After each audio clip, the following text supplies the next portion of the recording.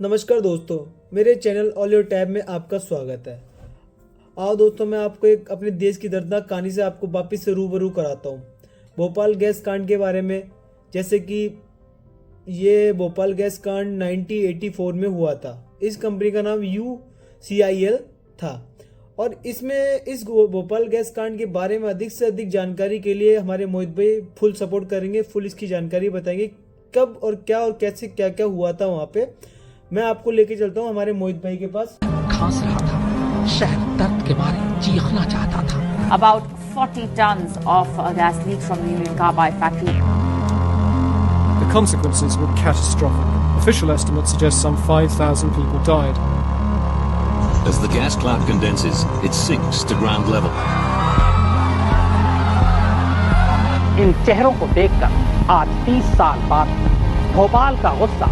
नमस्कार दोस्तों, आज हम आपको एक ऐसी काली रात की सच्चाई बताने जा रहे हैं। एक काली रात के बारे में बताने जा रहे हैं जो हमारी देश की हिस्ट्री में बहुत ही ज़्यादा दर्दनाक रात रही है।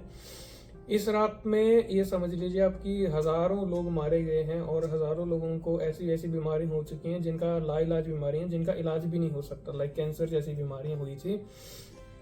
और ये प्रॉब्लम होती है भोपाल गैस कांड के नाम से इस प्रॉब्लम को जाना जाता है। ये जो त्रासदी आई थी भोपाल गैस ट्रेजेडी के नाम से इसको जाना जाता है। नाम क्या था और ये कब से स्टार्ट हुई थी? तो शशांक जी, ये दरअसल कहानी शुरू होती है अमेरिका से। ओके। साल 1917 में ये कहानी शुरू होती है अमेरिका से और एक कंपनी यूनियन कार्बाइड के नाम से बनाई जाती है।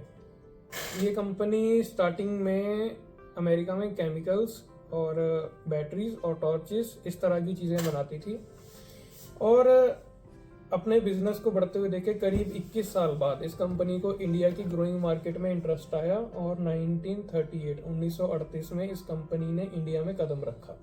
अच्छा। फिर उन इंडिया में आने के लिए उन्होंने क्या क्या मतलब सोचा कि इंडिया में ये बिजनेस चलेगा या नहीं, कैसे क्या सीन रहा, कैसे फैक्ट्री बनाएगी, क्या क्या हुआ वहाँ पे?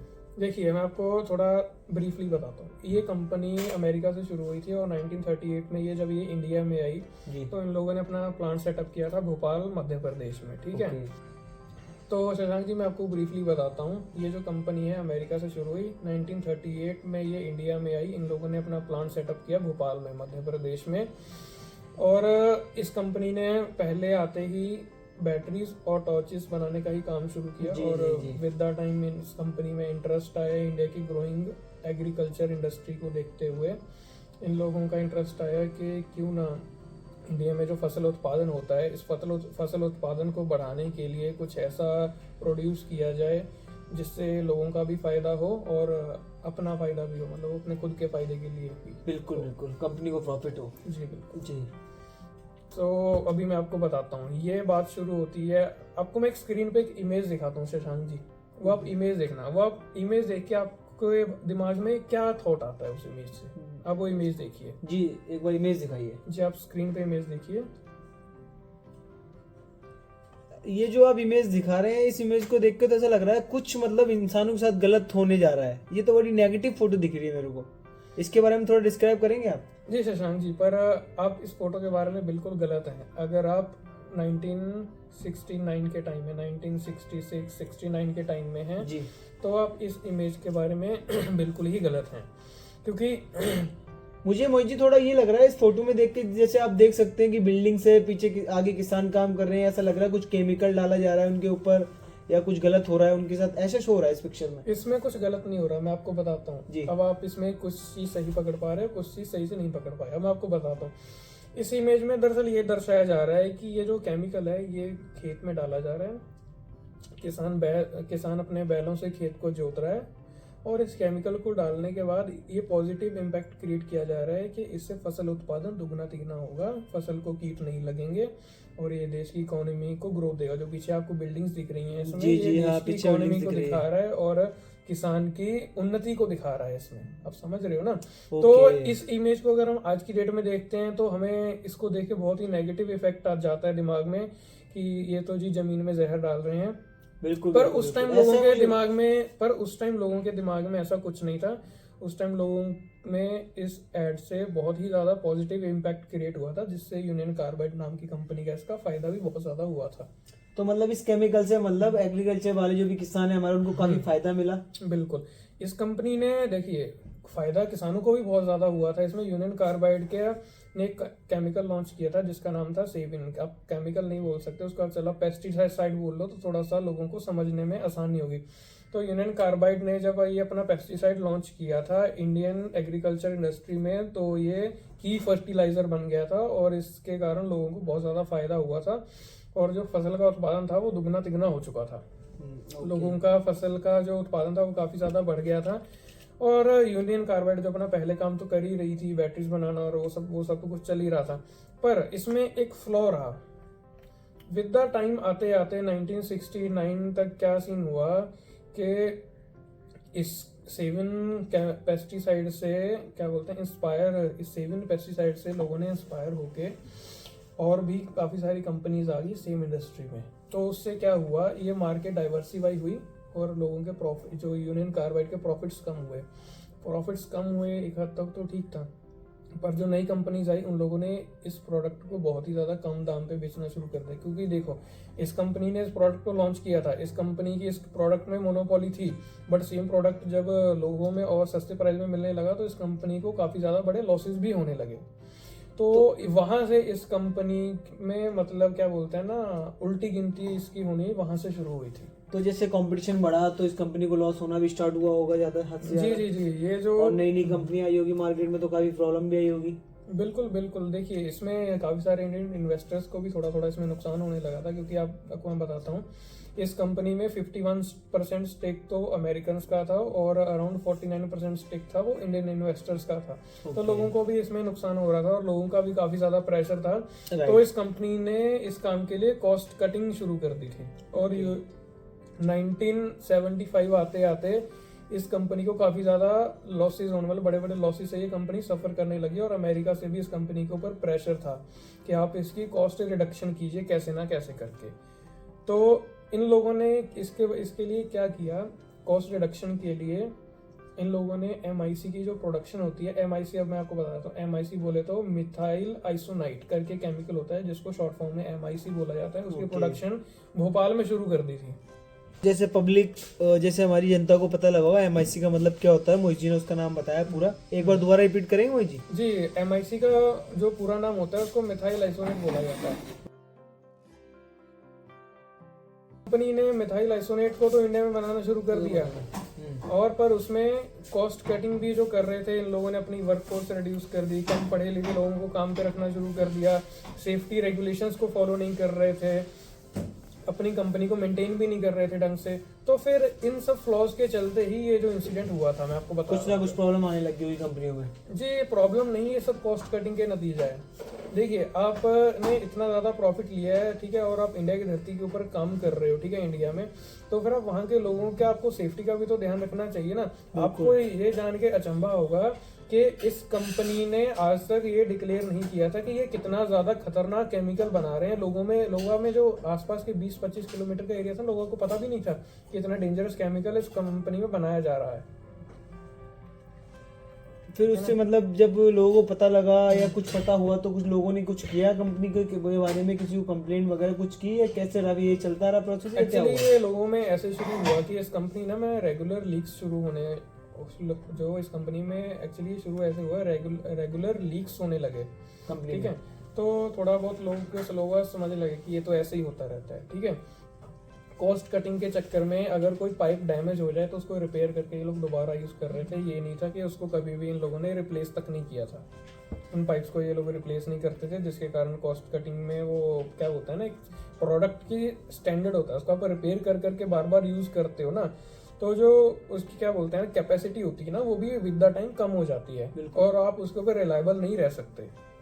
तो इस चीज को ध्यान रखते हुए जो भोपाल की ट्रेड यूनियन थी, उन लोगों ने इसके ऊपर धरना भी दिया था और धरने में जो इस यूनियन कार्बाइड के जितने भी एम्प्लॉइज थे ना, उन सभी लोगों को जॉब से निकाल भी दिया गया था। मतलब सही काम के लिए स्टैंड लिया तो उनको निकाल दिया गया? जी, उन लोगों को जॉब से निकाल दिया गया था। ये अपना 1982 में ये अखबार में भी आया था, पर इसके ऊपर कोई ज़्यादा एक्शन नहीं लिया गया था। और लोगों को जो आसपास में नेबरहुड में लोग रहते थे, उन लोगों को इस चीज़ के बारे में ज़्यादा पता भी नहीं था। तो 1981 में ये पहला इंसिडेंट हुआ था जब किसी की डेथ हुई हो इस कंपनी में MIC के एक्सपोजर के कारण। और मोहम्मद अशरफ ने इसके बारे में अपने एक दोस्त राजकुमार केशवानी को भी बताया था, जो कि एक पत्रकार थे, जर्नलिस्ट थे। तो मोहम्मद अशरफ की डेथ के बाद जो राजकुमार केशवानी जी थे, उन लोगों ने इसके ऊपर काफ़ी ज़्यादा रिसर्च भी की थी और कंपनी की कॉन्फिडेंशियल रिपोर्ट्स को एक्सेस भी किया था। और काफ़ी ज़्यादा उन लोगों ने डिटेल इकट्ठी करके फिर एक रिपोर्ट भी पब्लिश की थी, बट उसके ऊपर कुछ ज़्यादा एक्शन नहीं लिया गया था। 1982 में उन्होंने अपनी एक पहली रिपोर्ट पब्लिश की थी, जिसका उन्होंने टाइटल रखा था बचाइए हुजूर इस शहर को बचाइए। क्या था टाइटल, एक बार दोबारा बताएंगे? बचाइए हुजूर इस शहर को बचाइए।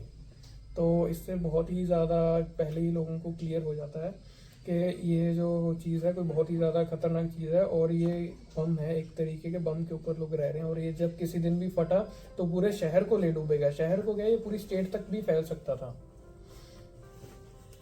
तो विद द टाइम क्या हुआ, 2 साल तक जब इसके ऊपर कोई एक्शन नहीं, तो 1984 सितंबर में इस इंसिडेंट होने से करीब 3 महीने पहले भी राजकुमार केशवानी जी ने इसके ऊपर लिखा था। और 1984 में 26 सितंबर को वो लिखते हैं, ज्वालामुखी के मुहाने बैठा भोपाल।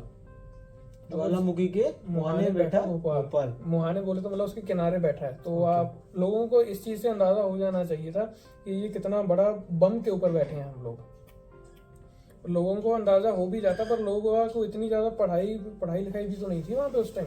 बिल्कुल लोग बहुत ज़्यादा पढ़े लिखे तो थे नहीं, क्योंकि वहाँ पे जो लेबर भी काम कर रही थी वो भी ज़्यादा पढ़े लिखे थोड़ी रखे थे उन लोगों ने, कॉस्ट कटिंग के चक्कर में। आपने बताया था। बिल्कुल।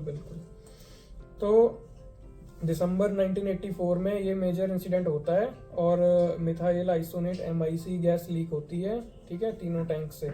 और उसमें से एक टैंक को वहाँ का एक बहादुर कर्मचारी बंद भी कर देता है। अगर वो उस टैंक से प्रेशर रिलीज नहीं करता तो ये पूरी स्टेट पे इफेक्ट डाल सकता था, बट उसने एक टैंक को खाली कर दिया था। उसमें थोड़ी सी गैस शिफ्ट हो गए थे, जिसके कारण सिर्फ 2 टैंक से ही फटे थे।